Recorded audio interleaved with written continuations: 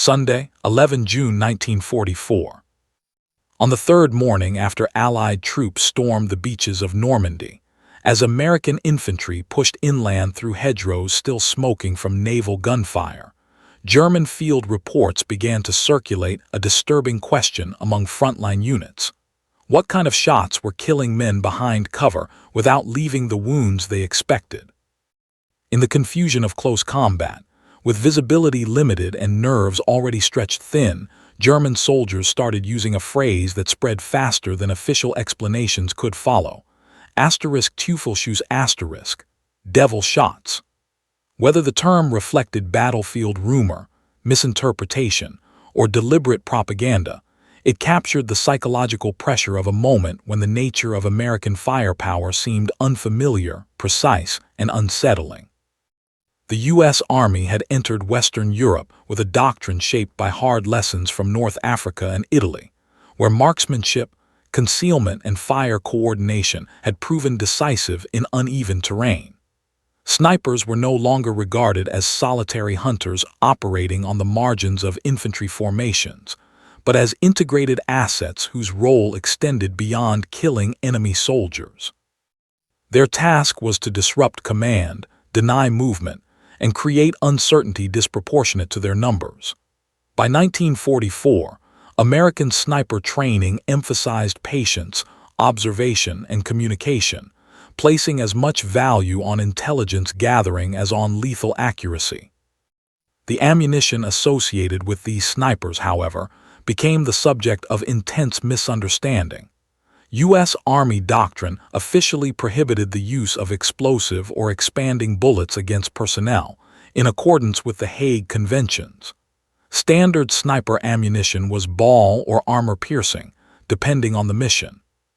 Yet the battlefield reality of World War II was crowded with overlapping weapons systems, improvised solutions, and rapidly evolving tactics that blurred clear distinctions in the minds of those under fire. American forces did employ explosive and incendiary rounds, but primarily in heavy weapons and anti-materiel roles. The .50 caliber M8 and M20 armor-piercing incendiary rounds, as well as spotting rounds originally developed for aircraft cannon, were used to disable vehicles, penetrate fortified positions, and mark targets. These rounds produced effects that, when witnessed without context, could easily be interpreted as something more sinister. A German soldier struck near such a round's impact might see devastating secondary fragmentation or incendiary effects, reinforcing the belief that the bullet itself had detonated inside the body. The terrain of Normandy amplified these perceptions. Hedgerows confined movement and limited sightlines, turning combat into a series of sudden, violent encounters. Snipers firing from concealed positions could engage officers, radio operators, or machine gun crews with minimal exposure. When combined with indirect fire or heavy weapons, the result was often destruction that appeared instantaneous and inexplicable to those on the receiving end. Under such pressure, attribution mattered less than survival, and rumors filled the gaps left by incomplete information. German commanders were acutely sensitive to anything that might undermine morale. Reports of unusual wounds or unexplained explosions were compiled and forwarded up the chain of command, sometimes stripped of context in the process. These reports fed into an existing narrative within the German army that portrayed Allied forces as increasingly willing to bend or ignore established rules of war. Whether believed or not, the label devil shots served a psychological function, giving shape to fear and uncertainty in a situation where traditional explanations no longer felt sufficient. For American units, the effect was indirect but real. Snipers were instructed to change positions frequently, avoid patterns, and coordinate closely with infantry and artillery. Their success was measured not by body counts but by the disruption they caused. Enemy units pinned down, command posts abandoned, movements delayed. The psychological impact was an accepted, if unofficial, component of their role. Officers understood that an enemy who believed himself watched and vulnerable would act more cautiously, slowing his response and increasing the effectiveness of Allied advances. The legal and ethical boundaries surrounding ammunition were not abstract concerns. U.S. commanders were aware that allegations of illegal weapons could provoke reprisals against captured soldiers or civilians. As a result, formal orders emphasized compliance with international law, even as battlefield improvisation continued at lower levels. Anti-materiel fire was justified against equipment and fortifications, but the proximity of men to those targets ensured that the effects were rarely clean or easily categorized. As the campaign progressed into the Bocage country and beyond, German descriptions of American firepower continued to evolve. What began as whispers about devil shots became part of a broader acknowledgement that Allied forces possessed overwhelming material advantages, combined with increasingly effective tactics. The fear inspired by unseen shooters and unexpected destruction reflected a deeper realization. The battlefield balance had shifted, and traditional assumptions about control and predictability no longer held. Pressure shaped every decision on both sides. For German soldiers, the inability to identify the source or nature of incoming fire eroded confidence and cohesion. For American commanders, the challenge lay in exploiting that uncertainty without crossing lines that could invite strategic or moral consequences. Each engagement added to a growing body of experience that informed how snipers were deployed, how ammunition was selected, and how information was managed within and beyond the front lines. By the time Allied forces broke out of Normandy, the myth and reality of devil shots had become inseparable in the memories of those who faced them. The story did not hinge on a single weapon or round, but on the interaction between perception, pressure, and the brutal complexity of modern war. What German soldiers named in fear, American planners understood as the cumulative effect of precision, coordination, and relentless momentum, forces that would continue to shape the campaign as it moved deeper into occupied Europe. As the Allied advance pushed further into Normandy in mid-July 1944, the operational significance of sniper teams became increasingly evident. Beyond the immediate tactical effect of eliminating officers and key personnel, these teams shaped German decision-making by creating zones of uncertainty. Commanders on the German side were forced to consider that any movement, even within well-defended positions, could be under observation and at risk of sudden, lethal engagement. This constant pressure slowed counterattacks, delayed reinforcements, and disrupted communication between units, effectively multiplying the impact of relatively small American forces. The psychological dimension was reinforced by the terrain of the Bocage. Thick hedgerows, sunken lanes, and narrow passages that constrained armored mobility also provided snipers with natural concealment. From concealed positions, a single marksman could control a lane, cover a crossroads, or threaten an entire platoon without revealing his location. German soldiers, aware that the landscape favored these tactics, often hesitated to move, exposing themselves to indirect fire or artillery, creating a compounding effect that extended the influence of sniper teams far beyond their numbers. American doctrine evolved in response. Sniper deployment became more systematic, emphasizing coordination with infantry patrols, artillery observers, and armored reconnaissance units. Teams were paired with forward observers to designate targets and relay critical intelligence regarding enemy movement. This integration allowed snipers not only to engage visible targets, but also to influence broader operational planning, shaping where and when assaults could occur with minimal risk to larger formations. The interaction between snipers and supporting fire revealed the complexity of combined arms operations. Explosive or incendiary rounds used against vehicles or fortifications could have unexpected effects on personnel, especially when fired into confined positions such as bunkers, pillboxes, or sunken lanes. Even when indirect, the visual and auditory impact of such rounds, shattering structures, igniting fuel, or detonating ammunition, reinforced German perceptions that some form of devil weapon was at play. This perception, magnified by fear and disorientation, contributed to hesitation and slower response times, shaping the tactical environment in ways that went far beyond physical casualties. German countermeasures evolved in parallel. Infantry began moving under cover more deliberately, employing smoke screens and coordinating more closely with machine gun and artillery support to suppress suspected sniper positions. Flanking patrols attempted to locate concealed marksmen, but in the dense bocage, these efforts were often costly and unreliable. The result was a constant tension between necessity and vulnerability, as German units balanced the need to advance or defend with the fear of unseen threats. At higher echelons, reports of sniper effectiveness influenced operational planning. Allied staff officers noted that even small numbers of well-trained marksmen could shape large areas of the battlefield, forcing enemy formations into predictable patterns and slowing potential counteroffensives. This understanding fed into broader decisions regarding troop allocations, the timing of assaults, and the use of artillery to complement the effects of snipers. In essence, the psychological leverage provided by these teams became an element of force multiplication in the campaign. Pressure and uncertainty remained constant variables for both sides. German soldiers lived under the stress of unpredictable engagement, their situational awareness limited by concealment and terrain.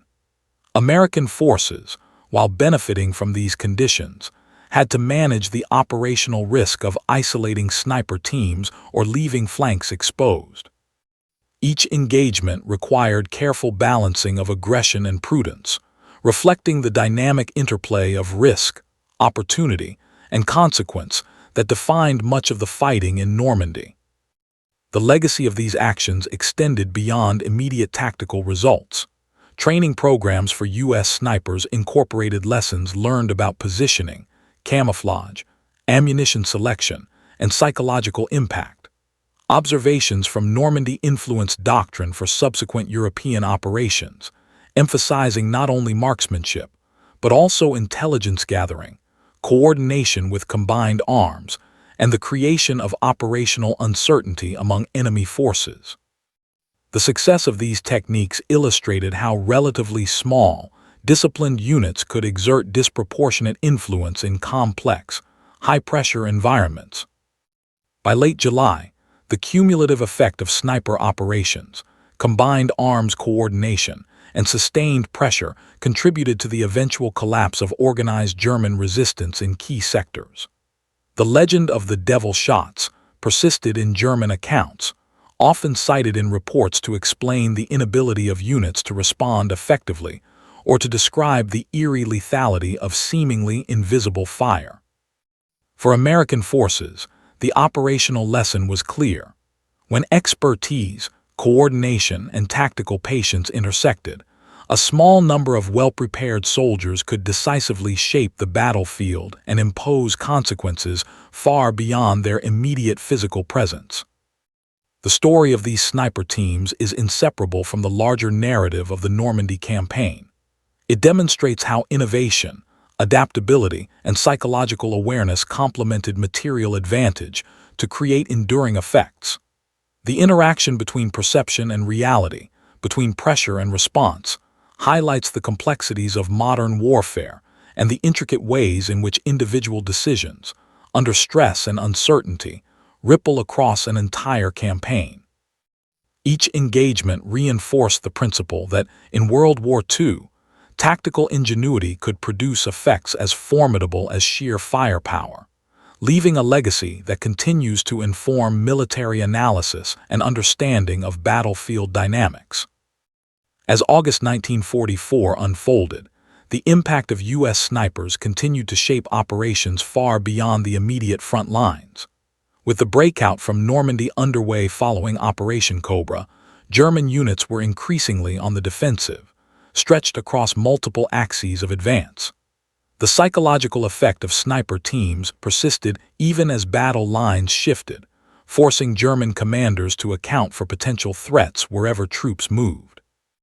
Reports indicated that entire platoons adjusted their routes, delayed movements, or deployed additional covering fire in response to the perceived danger of concealed marksmen, demonstrating how fear and uncertainty could influence operational behavior on a scale disproportionate to the number of snipers actually present. American commanders recognized that the combination of precise fire, rapid reporting, and coordination with artillery and infantry created a force-multiplying effect. Sniper teams often operated ahead of main units, observing enemy movements, reporting positions, and targeting key personnel whose loss would disrupt command and control. This integration allowed small units to shape the battlefield strategically, slowing German responses and creating openings for larger maneuvers. In essence, the presence of snipers magnified the effectiveness of the overall force, while minimizing direct exposure to risk. The use of explosive or incendiary rounds, while legally restricted against personnel, also contributed indirectly to operational impact. When applied to vehicles, emplacements, or lightly fortified positions, these rounds caused secondary effects, fires, shrapnel, or structural collapse, that were observed by nearby German soldiers.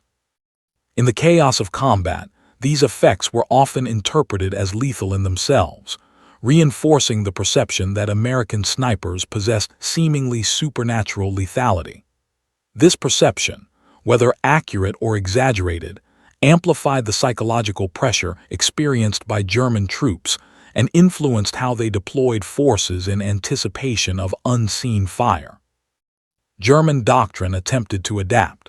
Counter-sniper tactics included increased use of smoke, tighter formations, and coordinated flanking patrols, but these measures could not fully mitigate the advantages of concealment, patience, and accurate observation. Attempts to locate or neutralize sniper positions often incurred casualties and diverted resources from other critical defensive tasks. Over time, German units developed an awareness that the threat was as much psychological as physical, requiring constant vigilance that drained energy, focus, and morale. The terrain of northern France continued to play a decisive role. Hedgerows, orchards, sunken lanes, and shattered villages provided natural concealment for snipers, but they also limited the ability of armored and mechanized units to operate effectively.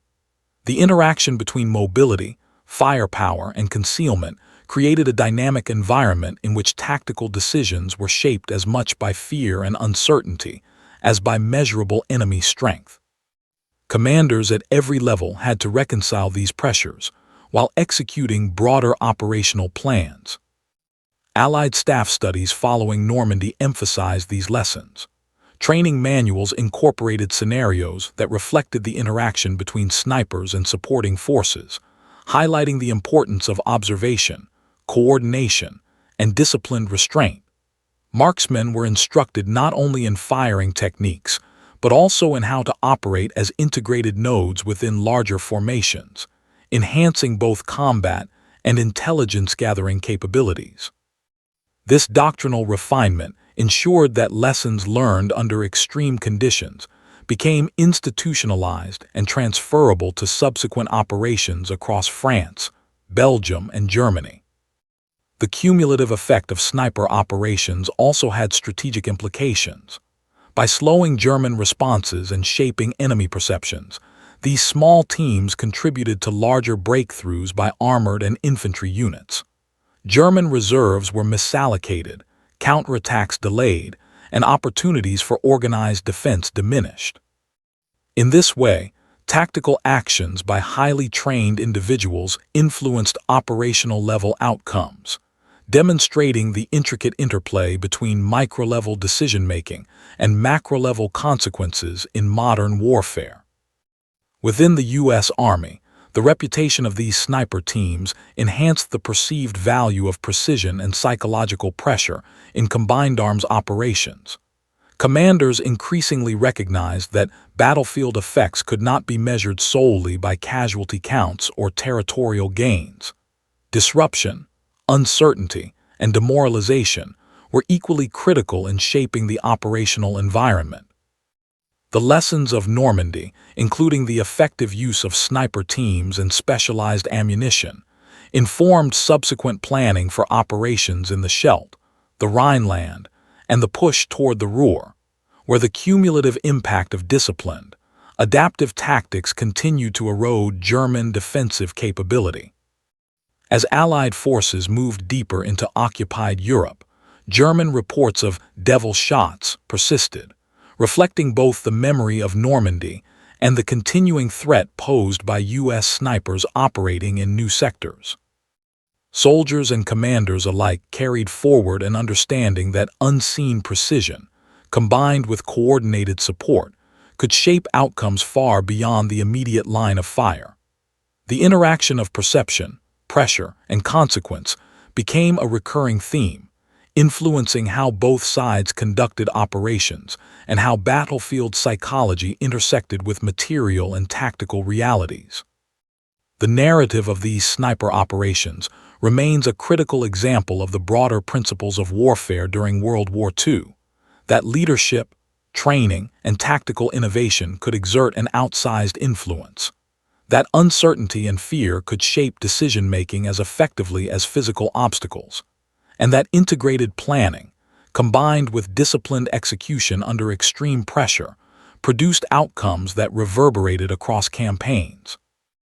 Each engagement reinforced the importance of understanding the human dimensions of combat, leaving the story open to examination as Allied forces advanced through France, Belgium, and eventually into the heart of Germany.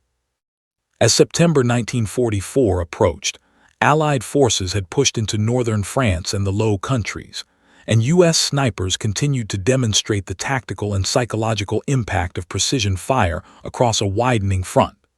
In towns like Le Havre, Antwerp, and later along the Siegfried Line, snipers were employed not merely as shooters, but as force multipliers within complex combined arms operations. Their effectiveness was magnified by the dense urban and semi-urban terrain, where lines of sight were limited and small units could influence entire streets or neighborhoods. German defenders, already strained by sustained attritional warfare, were forced to adjust continuously to the presence of these unseen threats. The Germans' characterization of these snipers as wielding "devil shots" persisted in both field reports and post-war memoirs. The term captured more than just fear of bullets. It reflected a recognition that U.S. forces were applying new methods of pressure that combined observation, mobility, and firepower in ways that disrupted conventional defensive doctrines. Even when snipers were not directly responsible for enemy casualties, the anticipation of their presence altered troop movements, slowed logistics, and forced commanders to commit additional personnel to guard against unseen threats. The psychological dimension of this effect was as significant as the physical, shaping German operational behavior across multiple theaters. American command structures leveraged these effects deliberately. Sniper teams were embedded in reconnaissance and advance parties, providing real-time intelligence on German positions and movements. Reports were communicated up the chain of command to inform artillery targeting, infantry maneuvers, and armored support. In this integrated approach, snipers contributed indirectly to the destruction of enemy positions, often making subsequent attacks more efficient and reducing overall casualties for Allied forces. This coordination exemplified the growing sophistication of combined arms doctrine, where the interaction of multiple capabilities produced effects far beyond the sum of individual elements. The technical dimension of these operations also evolved. While strictly adhering to legal constraints regarding ammunition, sniper teams and supporting units adapted their use of anti-materiel and incendiary rounds to exploit vulnerabilities in equipment and fortifications. The collateral effects of these rounds, burning vehicles, damaged weapons, and demolished structures, reinforced the perception of unstoppable precision and contributed to the devil shot legend. For German soldiers, repeated exposure to such effects, especially under stressful combat conditions, intensified fear and hesitation, influencing the flow of engagements and the allocation of defensive resources. Urban terrain posed unique challenges and opportunities. Snipers positioned in buildings, attics, or concealed corners could control intersections and key approaches, denying movement to infantry and mechanized units. German countermeasures, flanking sweeps, clearing operations, and use of smoke frequently incurred casualties and consumed valuable time. The cost of locating and neutralizing snipers was often greater than the impact of their immediate fire, demonstrating how psychological leverage could be operationalized on a large scale. Commanders increasingly recognized that discipline, patience, and concealment could shape battlefield outcomes as decisively as superior numbers or firepower. Throughout these operations, the principle of uncertainty remained central. German commanders could not assume that areas they had cleared remained safe, nor that apparent openings were genuine. Sniper teams, combined with other reconnaissance and forward observation assets, created an environment where hesitation, misjudgment, and overreaction became common. For U.S. forces, the challenge was to maintain operational discipline while exploiting the opportunities generated by these conditions. Each engagement required careful balancing of risk, mobility, and fire coordination. The long-term impact extended beyond immediate tactical outcomes. Observations from Normandy, northern France, and the Low Countries informed subsequent training and doctrine, emphasizing the integration of small, highly trained teams into larger operations. Lessons about the psychological effects of concealment, surprise, and precise fire were codified, ensuring that future deployments capitalized on the advantages demonstrated in these campaigns. The interaction of perception, pressure, and consequence became central to understanding modern infantry operations, illustrating how battlefield psychology could shape campaigns as effectively as logistical superiority. As Allied forces approached the German border, snipers continued to play a decisive role in reconnaissance, interdiction, and shaping enemy responses. The cumulative effect of these operations demonstrated a consistent principle. When expertise, planning, and coordination intersected under the pressures of combat, relatively small units could exert influence far beyond their numbers. The story of the devil shots thus remains a clear example of how precision, psychology, and integrated operations combine to shape outcomes across multiple levels of World War II's Western Front, leaving a legacy that continued to inform tactical thinking and operational planning well into the final phases of the conflict. As autumn 1944 deepened, Allied forces were engaged in operations across Belgium, the southern Netherlands, and along the approaches to the Rhine. In this phase, the role of U.S. sniper teams became increasingly sophisticated, reflecting both accumulated experience and the evolving nature of combat. Snipers were no longer assigned solely to opportunistic shots, but were integrated into deliberate, multidimensional operations designed to shape enemy behavior, influence decision-making, and create psychological pressure that extended well beyond the immediate point of contact. Urban and semi-urban terrain remained critical, as snipers operating from rooftops, upper floors, and concealed positions could control key avenues of approach, deny access to strongpoints, and disrupt German coordination. German forces, now under sustained operational stress, adapted where possible but faced cumulative disadvantages. Fuel shortages, depleted manpower, and disrupted logistics compounded the effects of sniper operations. German units frequently reported confusion, miscommunication, and heightened caution in their operational directives, reflecting the ongoing impact of unseen threats. The fear generated by sniper teams was compounded by the presence of combined arms and artillery, which amplified the perception that American firepower was both omnipresent and precise. The legend of the devil shots remained not merely a superstition, but a reflection of a very real operational phenomenon in which small, well-trained teams influenced broader outcomes. The tactical employment of sniper teams continued to emphasize coordination with infantry and armored units. Forward observation allowed snipers to direct indirect fire accurately, identify enemy positions, and designate high-value targets for concentrated attack. This integration was central to modern combined arms doctrine, demonstrating that battlefield effects could be multiplied through the synchronization of personnel, equipment, and intelligence. Snipers' success was not measured merely in enemy casualties, but in the disruption of command, the denial of mobility, and the creation of uncertainty that slowed decision-making at multiple levels. Explosive and incendiary rounds, while constrained by legal considerations, were employed in anti-materiel roles that indirectly impacted personnel.